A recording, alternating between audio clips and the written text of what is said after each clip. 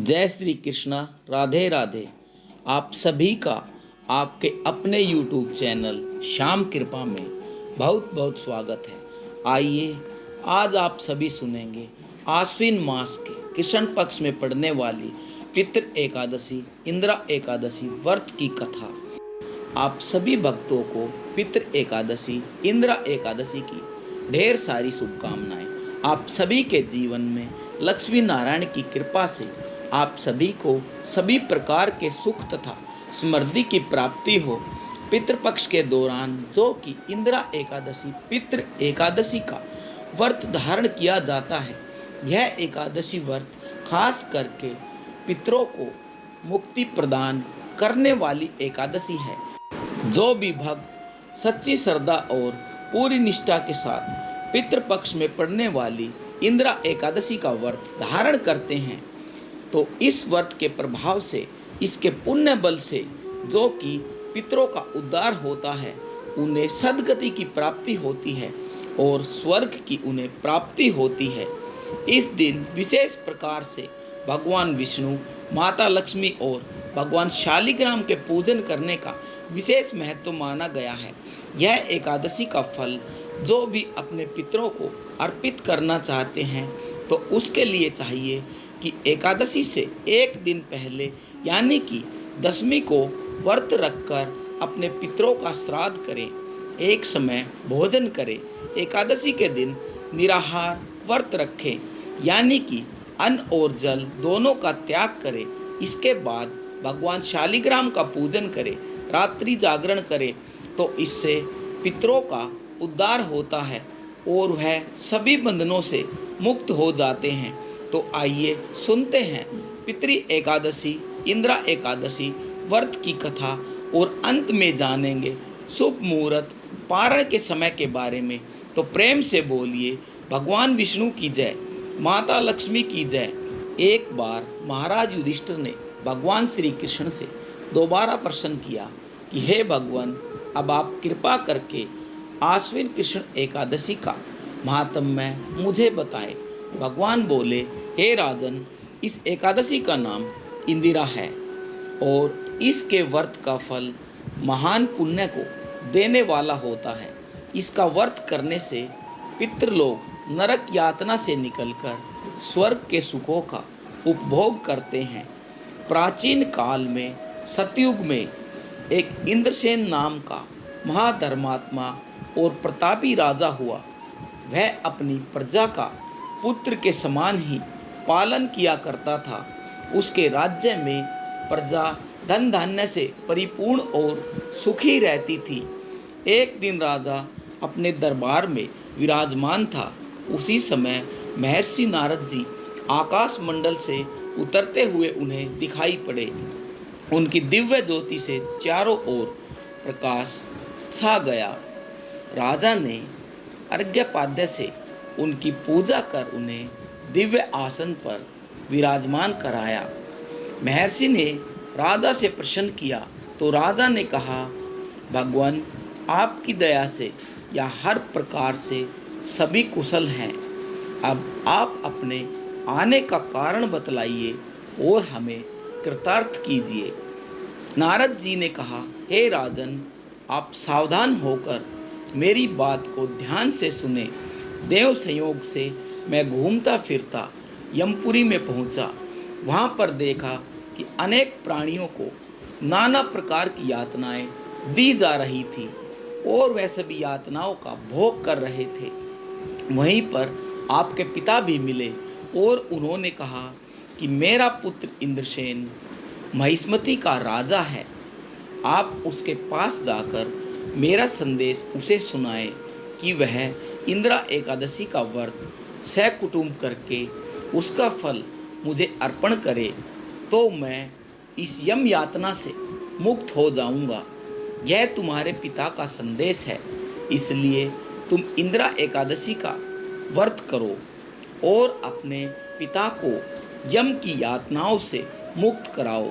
महर्षि के ऐसे वचन सुनकर राजा ने कहा कि हे भगवान, आप मुझे बताइए कि यह व्रत किस प्रकार से किया जाता है।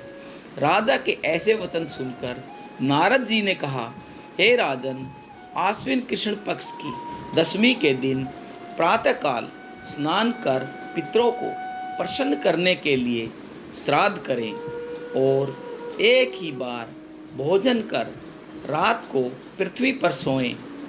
दूसरे दिन प्रातः नित्य कर्मों से निवृत्त होकर एकादशी व्रत का संकल्प करें कि आज एकदम निराहार रहकर समस्त भोगों को त्याग कर द्वादशी को भोजन करूँगा।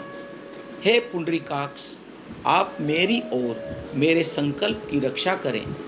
इस प्रकार संकल्प करके मध्याह्न में शालिग्राम की मूर्ति के सम्मुख श्रद्धा भक्ति युक्त होकर श्राद्ध कर्म करें और ब्राह्मणों को भोजन कराकर उनको यथाशक्ति दान दक्षिणा दे। पितृशेष को संग कर किसी गौ माता को खिला दे। धूप दीप से भगवान का विधिवत पूजन कर रात को जागरण करें। द्वादशी के दिन प्रातःकाल स्नान कर पुनः ब्राह्मणों को भोजन कराकर उसके बाद बंधु बांधवों समेत भोजन करें। इस प्रकार व्रत करने से तुम्हारे पिता की अवश्य ही मुक्ति होगी। इस प्रकार व्रत की विधि को बतलाकर महर्षि नारद जी वहाँ से चले गए। उनके जाने पर यथा समय राजा ने व्रत का अनुष्ठान किया।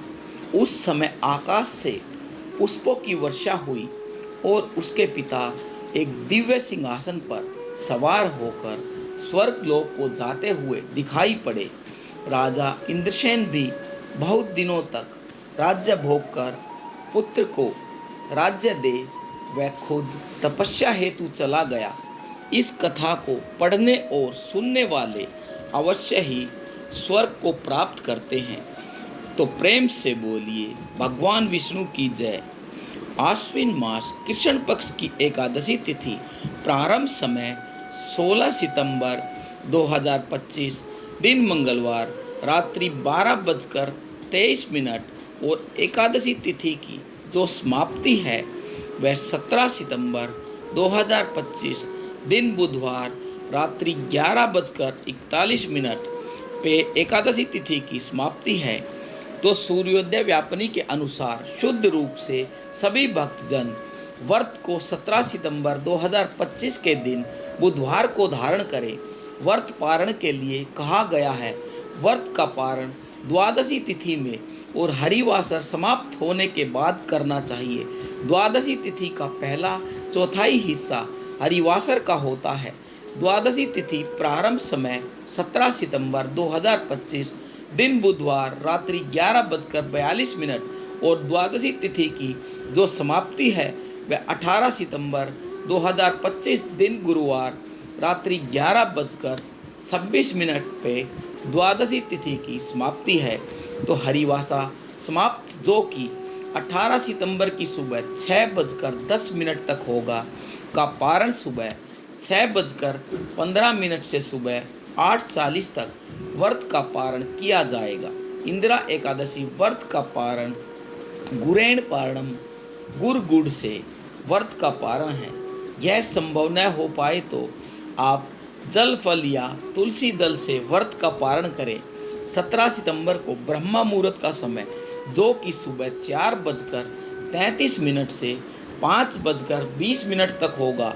सूर्योदय का समय सुबह 5:45, सूर्यास्त शाम 5:58 पर होगा। व्रती को दशमी के दिन मांस मदिरा लहसुन प्याज आदि का बिल्कुल भी सेवन नहीं करना चाहिए। रात्रि को पूर्ण ब्रह्मचर्य का पालन करना चाहिए तथा भोग विलास से दूर रहना चाहिए। एकादशी के दिन प्रातः लकड़ी की दातुन न करें। नींबू जामुन या आम के पत्ते लेकर चबाएं और उंगली से कंठ को साफ करें। वृक्ष से पत्ता तोड़ना भी इस दिन वर्जित माना गया है, अतः स्वयं गिरा हुआ पत्ता लेकर सेवन करें। यदि यह संभव न हो तो पानी से 12 बार कुल्ला करें, फिर स्नान आदि कर शुद्ध वस्त्र धारण करके भगवान सूर्य नारायण को अर्घ्य दें। उसके बाद अपने मंदिरों में जाकर अपने घर पे जो कि गीता पाठ करें या पुरोहित जी से गीता पाठ का श्रवण करें। फिर प्रभु के सामने इस प्रकार प्रण करना चाहिए कि आज मैं चोर, पाखंडी और दुराचारी मनुष्यों से बात नहीं करूँगा और ना ही किसी का दिल तोड़ूंगा। रात्रि को जागरण कर कीर्तन करूँगा।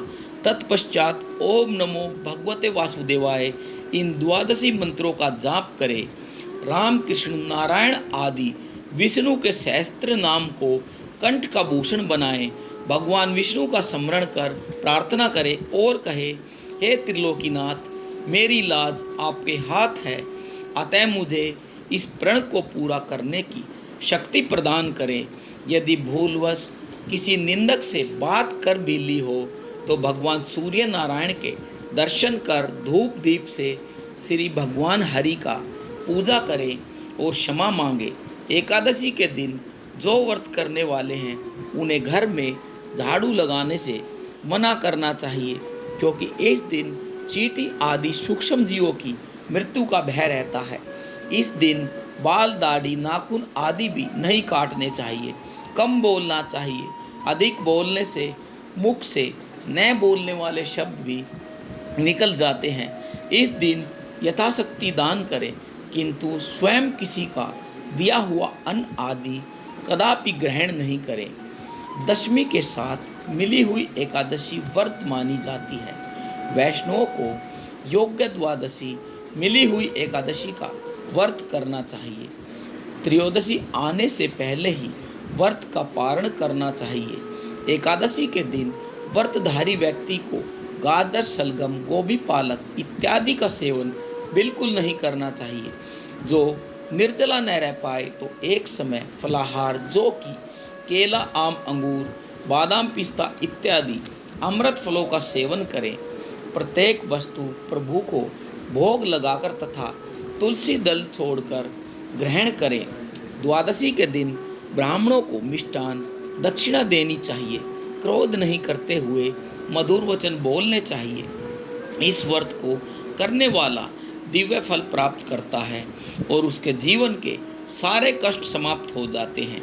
इस दिन विशेष प्रकार से भगवान विष्णु का, भगवान शालिग्राम का गंध, पुष्प, धूप, दीप आदि से पूजन करें। भगवान को काले तिल और जौ अर्पित करें।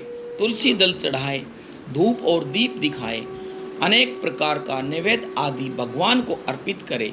दूध से बनी हुई वस्तुओं का भोग लगाएं। अभी के मौसम में ऋतुफल जो प्राप्त हो उसका भी भोग लगाएं। इस दिन खास करके भगवान को गुड़ तथा तिल मिश्रित वस्तु का अवश्य ही भोग लगाएं। जब भी भगवान को भोग लगाते हैं तो तुलसी दल डालकर भगवान को भोग लगाना चाहिए। इस प्रकार भगवान को नैवेद्य आदि का भोग लगाएं।